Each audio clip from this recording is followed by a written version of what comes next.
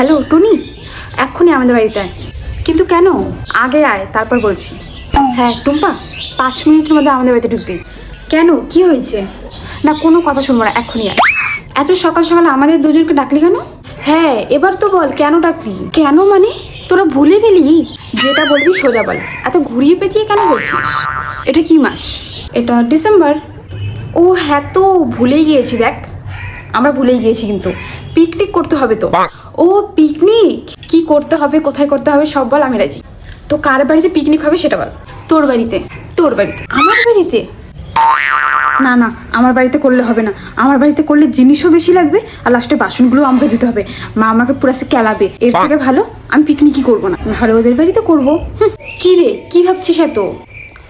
না না কিছু ভাব না, আমার বাড়িতে হবে না রে। এবার তোদের বাড়িতে করি না। টুনি তোর বাড়িতে? না রে, আমার বাড়িতে হবে না। আমার বাড়িতে অনেক আত্মীয় আসছে, এখন তাদের মাঝখানে পিকনিক কি করে করবো বল। তোর বাড়িতেও হবে না? টুম্পা তোর বাড়িতে?